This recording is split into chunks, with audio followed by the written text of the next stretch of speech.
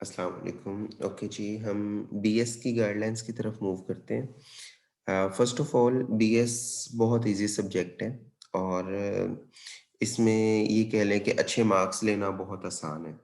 सिर्फ आपने कुछ चीज़ों का जो है वो ख्याल रखना है और इसकी स्टडी के लिए भी आपको कोई बहुत ज़्यादा मेहनत करने की ज़रूरत नहीं है और ये भी नहीं है कि आपको इसके लिए पूरा साल पढ़ना पड़ेगा। सबसे पहले तो ये है कि इसमें बहुत सारे लोगों की डिस्टिंक्शन भी इजीली आ जाती है और अच्छे मार्क्स तो मतलब बहुत इजीली आ जाते हैं अगर आप इसको प्रॉपरली पढ़ें। और दूसरी, इसको अगर आप क्लिनिकली भी अप्लाई करके देखें कि जो बीएस है ये बेसिकली आपका पेशेंट के साथ बिहेवियर है, पेशेंट के साथ आपका इंटरेक्शन है और ये बेसिकली आपको ये सिखाएगी कि how you will interact with the patient. कि पेशेंट आपके पास आया है, डिफरेंट सिचुएशंस हैं, डिफरेंट सिचुएशन में आप अपने आप को रखोगे, अपने आप को पेशेंट की जगह रख के देखोगे, अपने आप को डॉक्टर की जगह रख के देखोगे कि पेशेंट कैसे आएगा, डॉक्टर क्या कैसे रिएक्ट करेगा। डिफरेंट सिचुएशन में हम डिफरेंट चीजें जो है वो स्टडी करेंगे। इसके अलावा हम नॉर्मल कुछ फिनोमेना डिस्कस करेंगे कि एक बंदा जो है वो क्या सिर्फ जो है वो जिस्मानी तौर पे बीमार होता है या फिर उसमें डिफरेंट जो है वो मेंटल डिजीज भी आ जाती हैं, डिजीज ऑफ थॉट आ जाती है, डिजीज ऑफ डिफेक्ट आ सकता है उसका। डिफरेंट तरह की हो सकती हैं। हम ये सारी चीजें इसके अंदर डिस्कस करेंगे। डिफरेंट सिस्टम्स हम डिस्कस करेंगे कि सिर्फ बीमारी जो होती है वो जिस्मानी तौर पे नहीं होती बल्कि ज़हनी तौर पे भी होती है। ठीक है। इसी पॉइंट ऑफ व्यू से हमने बिहेवियरल साइंसेस का जो है वो डिस्कस करना है। स्टार्ट करते हैं। सबसे पहले बुक्स आपके पास मुवद्दत राना एंड फ्रेंड्स।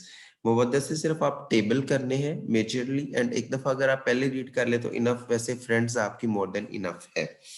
ठीक है। वो कैसे करना है, क्या क्या चीजें कहाँ से करनी है, वो इंशाल्लाह गाइडलाइंस के अंदर आपको मिल जाएंगी। अभी सिर्फ हम एक ओवरव्यू लेते हैं कि आपने पढ़ना क्या है। टोटल 5 सेक्शन है, 5 एससीक्यूज है। ये नहीं जरूरी कि हर सेक्शन में से एक एससीक्यू आए। किसी सेक्शन में से 2 भी आ सकते हैं, किसी में से 3 भी आ सकते हैं। हो सकता है वो एक ही सेक्शन में से 5 एससीक्यू दे दे। कोई भी कंफर्म नहीं है इसका पैटर्न। बट एक चीज कंफर्म है कि जो सेक्शन ई है वो बहुत इंपॉर्टेंट है। वहां से एक एससीक्यू भी आ सकता है, 2 भी आ सकते हैं, 3 भी आ सकते हैं। चैप्टर नंबर 1 यानी सेक्शन ए बहुत इंपॉर्टेंट है, वहां से भी एक एससीक्यू लाजमी आना है। ठीक है। 1 एंड ए और ई सेक्शन में से कंफर्म है एससीक्यू, बाकी में से अल्टरनेटिव आ भी सकता है, नहीं भी आ सकता। ठीक है। डिफरेंट सिचुएशंस है। अगर हम सेक्शन नंबर 1 से बात करें, सेक्शन नंबर 1 में डिफरेंट सिचुएशंस हैं कि आपने पेशेंट के साथ कैसे इंटरेक्ट करना है। बैड न्यूज ब्रेक करनी है, किसी बंदे को बताना है कि जी आपको कैंसर है तो कैसे करेंगे, किसी बंदे को बताना जी आपके किसी बंदे की डेथ होगी तो कैसे करेंगे। कम्युनिकेशन स्किल्स हैं कि पेशेंट के साथ कैसे इंटरेक्ट करना है, बेटर कैसे कम्युनिकेट कर सकते हैं। इंफॉर्मेशनल केयर है, क्राइसिस इंटरवेंशन। डिफरेंट क्वेश्चंस हैं।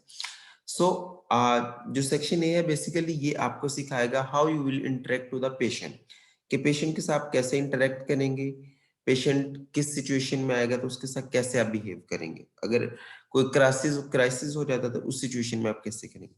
सेक्शन 2 के अंदर आपको थोड़ी सी जो है वो बेसिस बताई गई है। एक डॉक्टर की क्या रिस्पॉन्सिबिलिटी है, पेशेंट की क्या रिस्पॉन्सिबिलिटी है, क्या पिलर्स हैं एथिक्स के, ये डिफरेंट चीजें बताई गई। जो सेक्शन सी है इसमें बेसिकली आपको जो बेसिकली 3 चीजें बताई गई हैं। नंबर 1 आपको लर्निंग के मेथड कुछ बताए गए हैं। नंबर सेकंड मेमोरी से रिलेटेड कुछ चीजें बताई गई हैं और उसके डिफेक्ट्स बताए गए। सेक्शन 4 के अंदर आपके एक मॉडल डिस्कस किया गया है, हेल्थ बिलीफ मॉडल, उसके बारे में बताया गया है। और सेक्शन ये आपका बेसिक पोर्शन है जिसमें आपके डिफेंस मैकेनिज्म बहुत इंपॉर्टेंट है एंड स्ट्रेस एंड और रिलेटेड थिंग्स। ठीक है, स्लीप वगैरह भी इसी में आ जाती है। ये 5 आपके सेक्शंस हैं जिसका मैंने एक ओवरव्यू आपको दिया। बट बिलीव मी ये बहुत लेंथी आपको लगेगा सिलेबस, बट आप एक दफा पढ़ने बैठेंगे तो बहुत इजी हो जाएगा। इसको आपने एक कहानी की तरह पढ़ना है, जिस तरह आप एक नॉवल रीड कर रहे हैं। ये नहीं कोशिश करनी कि आप कुछ याद कर रहे हैं, जस्ट रीड इट। आपने पढ़ना है, आपने ये नहीं कोशिश करनी कि मैं इसको रट्टा मारूं, ये याद करूं। जब वहां पे आप रट्टा मारने की कोशिश करेंगे वहां पे आप समझ लें कि आप बीएस पढ़ नहीं रहे, बल्कि आप बीएस सिर्फ वो एक दफा एग्जाम के लिए रीड दे रहे। सो रीड दे एक नॉवल की तरह, get the concept, don't cram the words. सिर्फ कॉन्सेप्ट आपने समझना है कि क्या लिखा हुआ है। हाँ, जहाँ पे आपको ज़रूरत है वो क्रैम करने की, वो है आपके टेबल्स मुअद्दत राना के, वो ज़रूर क्रैम करें। बाकी स्टफ को क्रैम नहीं करना, जस्ट गेट द कॉन्सेप्ट कि कहा क्या गया है, करना कैसे, चीज़ को समझो बस।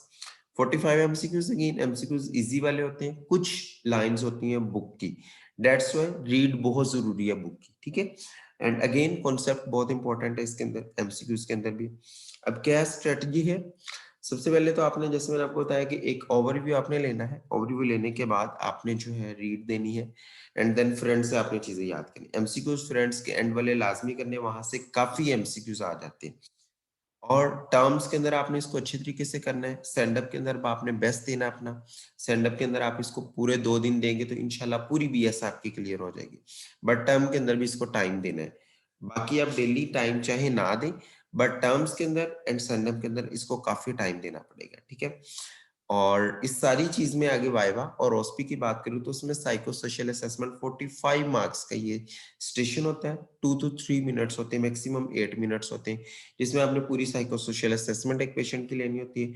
And what is psycho social assessment, ये मैं एक अलग लेक्चर के अंदर रिकॉर्ड करूंगा, इसमें आपको प्रॉपरली इसकी डिटेल बताएगी, लेकिन ये अभी आपको जरूरत नहीं, एंड पे जरूरत पड़ेगी। अच्छा, इसमें डिस्टिंक्शन लेना बहुत आसान है अगेन, कि आप इसके एमसीक्यूज अच्छी तरीके से करें फ्रेंड्स के, जिस तरह आपको होता है इसको एक ओवरऑल रीड दें एंड दैट्स इट। बीएस बिल्कुल मुश्किल नहीं है, बिल्कुल इसको ज्यादा टाइम देने की जरूरत नहीं है। आप अपनी फार्मा के लिए, पैथो के लिए, फोरेंसिक के लिए टाइम को सेव करें। इसको टर्म्स में अच्छा टाइम दें, थोड़ा टाइम दें लेकिन प्रोडक्टिव टाइम दें, ताकि आपको ये याद हो सके। And that's all about BS.